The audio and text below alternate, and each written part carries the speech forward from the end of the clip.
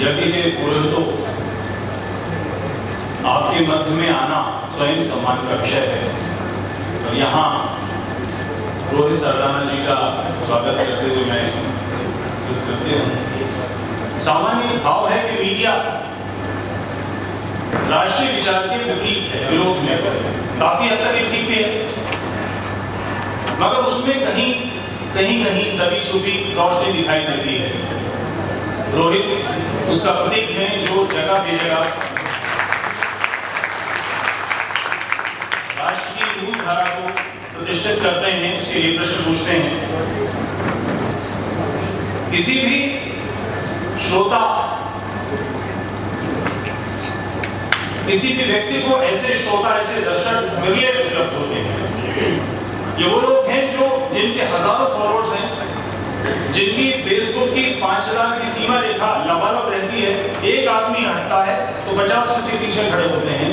इन तक बात पहुंचाना, अर्थात एक एक व्यक्ति हजारों तक हमारी बात ले जा सकता है। ये आइसबर्ग के टिप की तरह है कि जो एक 10वां हिस्सा ऊपर दिखाई देता है और उसका 90% नीचे रहता है। आप सबके मध्य चर्चा करने के लिए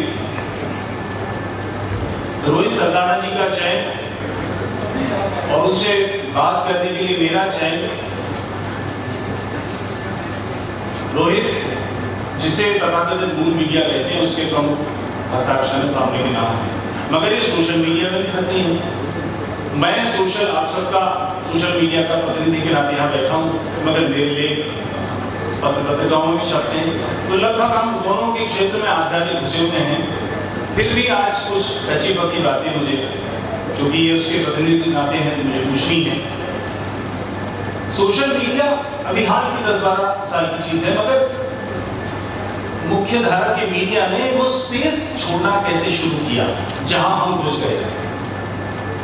70 के दशक में जो यहाँ का मुख्य मीडिया था, times of India, Hindustan times, इस तरह के अखबारों में नई पीढ़ी ने स्थान लेना शुरू किया। ये अमेरिका से, यूरोप से पढ़कर आए हुए लोग थे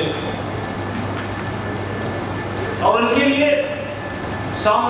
हमारी पीढ़ी बड़ी हो रही थी। धर्मयुग, हिंदुस्तान, दिनमान, सारिका, इस तरह की पत्रिकाओं को पढ़ते हुए, जो भी 50 के आसपास हैं, वो सब इन पत्रिकाओं को पढ़ते हुए हमने सबने लिखना सीखा। उन मालिकों ने, नई पीढ़ी के मालिकों ने मीडिया के अपने जो अखबारों के, मैगजीन्स के संपादक थे, उनके पीछे बात रखी, मार्केटिंग के लोगों ने बात रखी कि हम 100, 200, 500 करोड़ रुपए लगाकर एक व्यवसाय खड़ा करते हैं। हम गणेश शंकर विद्यार्थी नहीं है, हम पत्रकारिता सिखाने के लिए नहीं आए। इन सब से हमें क्या मिलता है? प्रश्न बिल्कुल ठीक था। परिणाम, धर्मयुग बंद हुआ, साप्ताहिक हिंदुस्तान बंद हुआ। ऐसी सारी पत्रिकाएं पूरी बेपथ में चली गई। कहीं कुछ है तो वो सिसकते हुए कुछ, जैसे इसका शेर है वो कि है गनीमत के सिसकते हैं अभी तक ये शराब, और उठते हुए बाजार से क्या चाहते हो? तो ये बाजार उठ गया और इस स्टेज को हमने क्रैक किया। सोशल मीडिया की समस्या है कि इसमें श्रोता दर्शक की कोई भूमिका नहीं है। हम जो भी अखबार में लिखते हैं, पढ़ने वाला उस पर कोई प्रतिक्रिया व्यक्त ही नहीं कर सकता, उसके पास कोई माध्यम नहीं। टीवी पर अगर हम कुछ बोलते हैं तो उसके पहले से ही स्क्रिप्ट लिखी जाती है कि तुमने इतना हल्ला करना है, उसने ये दिखाना है, दूसरे ने कुर्ता बाहें दिखानी है, तीसरा कुर्ता उतारने की बात करेगा और कपड़े फाड़ने की बात करेगा। ये सब तय है, पहले से इसकी स्क्रिप्ट लिख दी जाती है। सामान्य व्यक्ति उसमें कहां से आया? तो ये सारा वर्ग वो है जो लोगों की बात तेजस्विता के साथ, निर्भीकता के साथ, बिना किसी समस्या के, बिना किसी परेशानी के, इस डर के कि मुझ पर क्या होगा, क्योंकि सोशल मीडिया का कोई मालिक नहीं, हम किसी मालिक के लिए सिर्फ जवाब दे नहीं है। और मीडिया बोलता किसी ना किसी व्यवसाय से जुड़ा हुआ है। उनकी सीधी सी बात है कि हमारा इन्वेस्टमेंट हमें रिटर्न चाहिए। ये बात इस हद तक बढ़ी कि संपादक, मूल पत्रिकाओं में संपादक हटा दिए। आपको किसी को मालूम है टाइम्स ऑफ इंडिया का संपादक कौन है? हिंदुस्तान टाइम्स का संपादक कौन है? दैनिक जागरण का संपादक मालिकों के नाम है, उनका कौन है? कारण उन्होंने सीधी सी बात रखी कि दुकान हमारी, माल हमारा, आपको क्यों चलता है? सीधी सी बात थी। मगर इसके बाद आप लोग आए और इसमें रोहित सरदाना भी आते हैं कि उन्होंने इस बात को भी किया, अपनी बात जो एक कैमरे पर कह रहे हैं इसके अलावा भी लगातार स्क्रीन है। मैं आपसे इस पर आपके कमेंट आमंत्रित करता हूं। पहले तो बताइए मुझे भाषण देना है कि सवालों के जवाब देना मैं उस हिसाब से आपको तय करना है जैसा आप चाहें रोहित। तो मुझे विषय दिया गया था वो था मीडिया और सोशल मीडिया, दोस्त या दुश्मन। दिया क्या गया था, मैंने और मानवी जी ने मिलकर तय किया था कि ऐसा कुछ विषय रखें जिस पर बात की जा सके। बिल्कुल सही। तो क्योंकि बड़े भारी माहौल में आप लोग बात कर रहे हैं वहाँ से कुछ लोगों में गुस्सा भी है, बीजेपी IT सेल को लेकर नाराजगी है। अगर मैं उसी समय आया होता तो मुझे लगता है कि मानवी ने फंसा दिया, IT सेल के प्रोग्राम में बुला लिया, या फिर IT सेल की भर्ती का इंटरव्यू या टेस्ट लेने आएंगे वैक्सीन की, वहाँ पर मैं आ गया। लेकिन मुझे बड़ा अच्छा लगा कि उन्होंने क्लैरिफाई कर दिया कि IT सेल को आपकी या आपको IT सेल की जरूरत नहीं है, आप हमसे ज्यादा ताकतवर हैं। उनको तो आप नहीं मानते ना, उनको फेल मानते हैं और वो नहीं कर पा रहे, तभी आप लोगों की सुनवाई होगी, लोग आपके पीछे पीछे भागे, उनके पीछे नहीं भागे। तो आप लोगों को उनके पीछे भागने की जरूरत नहीं है। मैं यहाँ पे बैठे कम से कम 5-7 चेहरे ऐसे पहचानता हूँ जिनको मैं जानता भले नाम पर्सनली, लेकिन मैं पहचानता हूँ और ईमानदारी से बता रहा हूँ, शिफारी करने से मेरा कोई परिचय नहीं है, केवल सोशल मीडिया पे ही मेरा इनसे परिचय हुआ। पढ़ा क्या लिखती है, कैसा लिखती है, फिर मेगा स्वराज मैगजीन में लिखती है, फिर मालूम पड़ा ऐसे ही मैगजीन भी चलती है, फिर वो मैगजीन भी पढ़नी शुरू की, इन्होंने लिंक भेजा, ट्वीट किया। फिर हमें लगा कि भाई इस विचार को रखने के लिए कौन आदमी हो टीवी पर, तो हमने इनको बुलाया, क्या भाई तो कहाँ IT सेल, ये तो ट्विटर से सीधे टीवी पर चली गई और वहां से अपनी बात सब तक पहुंचाने लगे।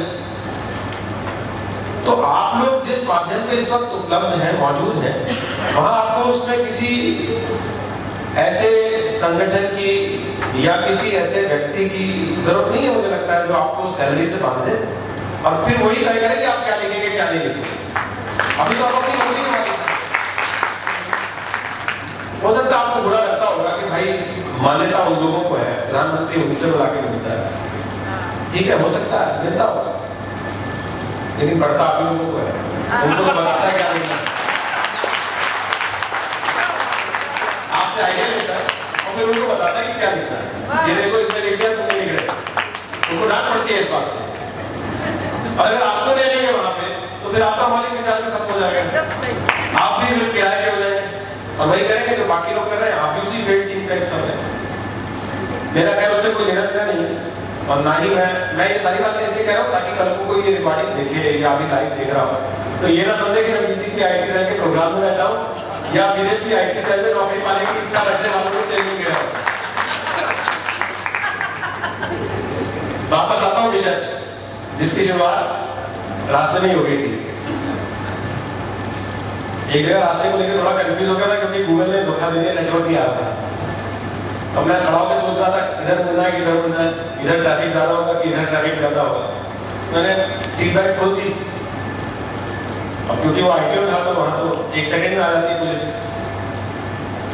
अभी कंफ्यूजन में मैं इधर उधर का सोच रहा था तो खिड़की में नॉक किया, एक ट्रैफिक पुलिस वाले ने साइड पे आ जाइए। मैं समझ गया कि भाई फोन हाथ में है, बेल्ट लगी नहीं है, लाइट ग्रीन हो चुकी है और आदमी सोच रहा है कि इधर जाओ, पीछे वाले लोग हॉर्न दे रहे हैं, वो भी गाली दे रहे हैं अपने हॉर्न पे जाओ, जैसे आप लोग सोशल मीडिया पे कहते हैं ना कि गाली दे रहा है, तो वो भी गाली दे रहे होते हैं। तो अब उस कंफ्यूजन में तुमने कह दिया साइड लगा लो, ठीक है मैं साइड लगा लेता हूँ। मैंने साइड लगाई, गाड़ी दरवाजा खोला, अभी उतरा ही नहीं था तो उसने ऐसे देखा, अरे सरदार है, मैंने कहा आप को तो देख रहा था फेसबुक पे भी। अब आप समझिए, उसने ये नहीं कहा कि मैं टीवी पे देख रहा था, उसने कहा मैं फेसबुक पर देख रहा था। मैंने कहा क्या देख रहे थे? उसने कहा वो कल आपने जो दंगल में धोया ना उसको, वो देख रहा था। बहुत बढ़िया करा आपने, क्यों चाहिए ना बोले इनको। अब वहां मुझे समझ आया कि सोशल मीडिया मेरा दोस्त है, मेरा दुश्मन है। मेरा तो दोस्त ही होगा, वरना वो धर लेता, 500 रुपए का चालान काटता, लाइसेंस रखवाता, एक किसी की डेट और लगवा देता किसी को, कह देता 500 करके डूबा 10 के बाद उस दिन छुट्टी और लगी पड़ जाती। बट उसने बड़े प्यार से एक सेल्फी खिंचाई साथ में और बोला कि मैं अभी टीआई को दिखाऊंगा जाके। हम तो सारे वहाँ बैठ के यही देख रहे थे आपका। मैं निकल आया। खैर इससे पहले भी एक दो बार ऐसे वाकई हुए। मैं ऑफिस से निकला सिटी में, मैंने एक टैक्सी को इशारा किया कि चलने के लिए, तो उसने कहा कि सर क्या हाल है? मैंने कहा ठीक है। बड़ा यंग सा लड़का था, काला चश्मा लगाया हुआ था। मुझे लगा शायद मेरे से गलती हुई, टैक्सी वाला नहीं है, ये हो सकता है ये अपने लिए काम करता। बोला कि क्या आज ताल्लुक नहीं करोगे क्या? फिर तो मुझे यकीन होगा कि अपने दफ्तर में काम करता होगा, मैं ही बेवकूफ हूँ। बट फिर मैंने नंबर प्लेट देखी, वो पीली काली नंबर प्लेट टैक्सी ठीक है। मैंने कहा भाई ताल्लुक के तो करूँगा, बस अभी कुछ काम से जा रहा हूँ, करके वापस आना है। तो उसने कहा कि इतनी जल्दी वापस क्या जाओगे? मैंने कहा तो यार टैक्सी पर डिपेंड करता है। बोला बैठो कहाँ तक जाना है? मैंने कहा 18 सेक्टर तक जाके लौटना है। हाँ हाँ आ जाएंगे, अभी तो 4:15 हो रहा है, 4:45 आपको वापस लगा दो। मैंने कहा ठीक है, बैठ गए। बोला आपको पता है 5 से 6 मैं टैक्सी नहीं चलाता हूँ। मैंने कहा तो क्या करते हो? बोला फेसबुक पे आपको देखता हूँ, मैं अपने कार्ड पे देखता हूँ।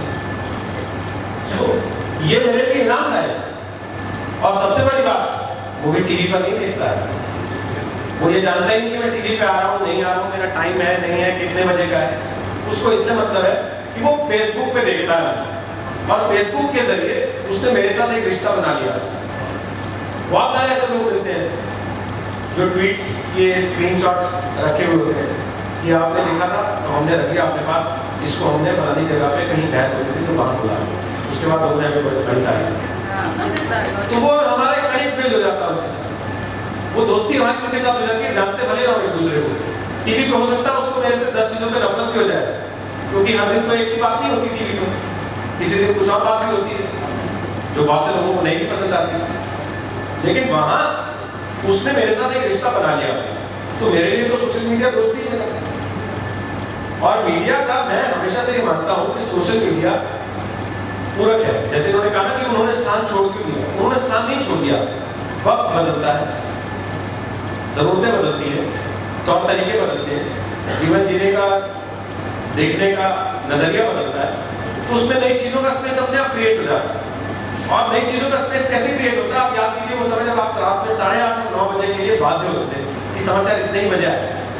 अगर आपने 8:30 बजे हिंदी में देखना है तो 9 बजे आपको हिंदी वाला नहीं मिलेगा, फिर 9 बजे अंग्रेजी में, और आप अंग्रेजी में तंग है अगर, तो फिर वो आपके लिए निपटे सन्नाटा है, आप उसको देख के कुछ हासिल नहीं कर पाए। आपको 8:30 से 9 का विंडो अपना रखना ही पड़ेगा, क्योंकि दूरदर्शन 8:30 से 9 या 9 से 9:30 ही हिंदी का समाचार था। उसके बाद 24 घंटे का समाचार चलने लगा, उसने आपको आपकी भाषा में समय समाचार देना शुरू कर दिया। लेकिन उसके बाद क्या हुआ? उसके बाद आपको ये लगा यार ये तो अपनी बोलता रहता, हमारी तो सुनता नहीं, तो अब हमारी कैसे सुनेगा? ये उस माध्यम ने महसूस किया कि मुझे एक्सपेंशन के लिए लोगों के बीच में जाने की जरूरत है। तो उसने क्या किया? पहले उसने ग्राउंड इवेंट करने शुरू किए, जो बहस टीवी स्टूडियो बनती थी उन्होंने आपके शहर में लाके करनी शुरू की। ठीक है नहीं, चुनाव के समय में निकलना शुरू कर दिया, चुनाव यात्रा निकाल रहे हैं, चुनाव रथ निकाल रहे हैं, आज करनाल में रुकेंगे, आज कुरुक्षेत्र में रुकेंगे, आज चंडीगढ़ में रुकेंगे, आज पंचकुला में रुकेंगे, आज जीरकपुर में रुकेंगे, आज अम्बाला में रुकेंगे। उस शहर में प्रचार करना शुरू किया, शाम को 6 बजे इस पार्क में प्रोग्राम होगा, आप लोग आइए। भले ही 200 लोग पहुंचते होंगे, लेकिन 2000 को पता तो लगता था कि उनके शहर से कार्यक्रम होगा। भले 20 लोगों की बात जाती हो, लेकिन जाने तो लगी, इंटरैक्टिव मीडियम तो हुआ। अब उसको और इंटरैक्टिव कैसे किया जाए? तब मीडिया को लगा कि सोशल मीडिया को हम अपना दोस्त बनाएं। तो लिखना शुरू किया कि आपको हमारा प्रोग्राम कैसा लगा, इसमें ईमेल कीजिए। पहले चिट्ठी लिखवाते थे, फिर कहने लगे ईमेल कीजिए। चिट्ठी लिखने में लाखों चिट्ठियां आती थी, पढ़ने के लिए 4 आदमी रखने पड़ते थे। ईमेल में ये हो गया कि आसान हो गया, ना संभाल के रखने का झंझट हुआ, ना उसको कहीं डिस्ट्रॉय ना हो जाए या सबूत के तौर पर संभालना पड़ेगा, उसके लिए व्यवस्था करने की जरूरत पड़ी। सीधे तौर पे आपका रिकॉर्ड हमेशा के लिए सिक्योर होने लग गया। और 2 आदमी बैठते थे, वो अपना उसमें से ढूंढ के पढ़ देते थे, पढ़ने के बाद आपको रिस्पॉन्स टीवी पे जिसको देने लायक लगता था टीवी पे देते थे, पर्सनली देने लायक लगता था ऑटोमेटेड रिस्पॉन्स जनरेट करा देते थे कि आपका मेल मिला, बड़ी खुशी हुई, आप हमें ऐसे लिखते रहिए और इतनी तारीख को इतने बजे प्रोग्राम आता है उसको देखते रहिए। आप भी 10 लोगों को दिखाते थे कि देखो मेरे पास फलाने प्रोग्राम से मिला है। अब उसको और इंटरैक्टिव कैसे करें? तो हम ट्विटर पे आए और फेसबुक पे आए, वहां कहना शुरू किया कि आपको हमारा प्रोग्राम कैसा लगा, इस ट्विटर हैंडल पे राय दीजिए। फिर कहना शुरू किया आपको इसमें कोई सवाल पूछना है तो इस ट्विटर हैंडल को टैग करके अपना सवाल पूछिए, हम आपके सवाल लाइव लेंगे। और बहुत से चैनल करते हैं ऐसा। हम तो अब भी अपने शो में कुछ सिलेक्टिव कमेंट्स उस समय जो आए होते हैं वो दिखाते हैं टीवी पर, तस्वीर के साथ दिखाते हैं, उससे दोनों को फायदा होता है। आप जिनको लग रहा है कि मेरे को मान्यता नहीं मिल रही है आईटी सेल से, उसको टीवी से मान्यता मिल जाती है, आपका फोटो चलता है, साथ में नाम लिखा आता है और आपका विचार भी लिखा हुआ है। मेरा एक दर्शक पक्का हो जाता है जो रोज देख के ट्वीट करेगा ही करेगा, क्योंकि उसको नहीं पता कि आज उसका ट्वीट पसंद किया गया है तो हो सकता है कल फिर से पसंद कर लिया जाए और कल फिर से उसकी बात टीवी पर दिखा दी जाए, और कल नहीं तो परसों नहीं तो नरसों एक ना एक बात को फिर से नंबर लाई जाएगा। तो दोनों ने एक रिश्ता बिल्ड कर लिया, दोनों ने एक दोस्ती बिल्ड कर ली, दोनों ने एक संबंध बना लिया।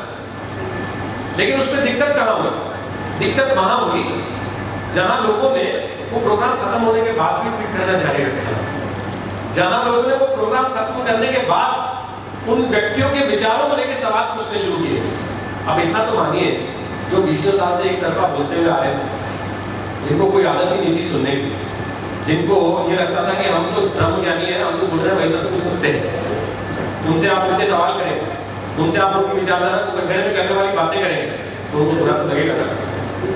भाई अगर मठाधीश बन गए कुछ लोग, उनके मठ हिलेंगे तो उनको बुरा तो लगेगा ना। अगर उनकी कई बातें पहले एकदम लकीर समझ ली जाती थी कि इसके आगे कुछ सच नहीं है, उनको झुलवाने वाली बड़ी लकीरें आप लोग खींचने लग जाएंगे तो उनको बुरा तो लगेगा।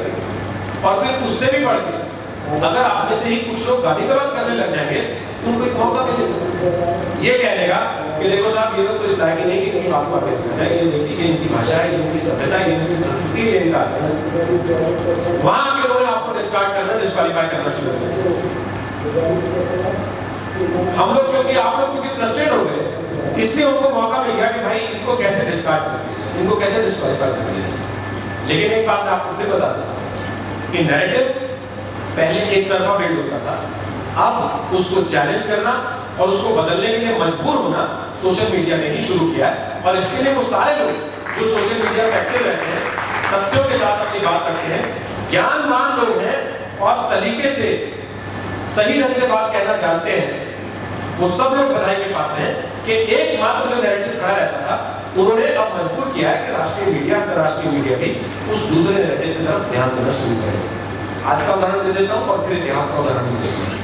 आज तो कठुआ का उदाहरण आपके सामने है, चार्जशीट फाइल हो गई, सरकार ने कह दिया, वही ब्रह्म ज्ञान हो गए, वही सत्य हो गए, कह दिया किसी चार्जशीट को आप चैलेंज नहीं कर सकते। क्यों? चार्जशीट तो एनआईए की तो कोई चार्जशीट ऐसी नहीं जो आज तक चैलेंज ना की गई हो टेलीविजन मीडिया। तो भाई जम्मू कश्मीर पुलिस की चार्जशीट को आप क्यों नहीं चैलेंज कर सकते? लेकिन चैलेंज करने के लिए तथ्य चाहिए।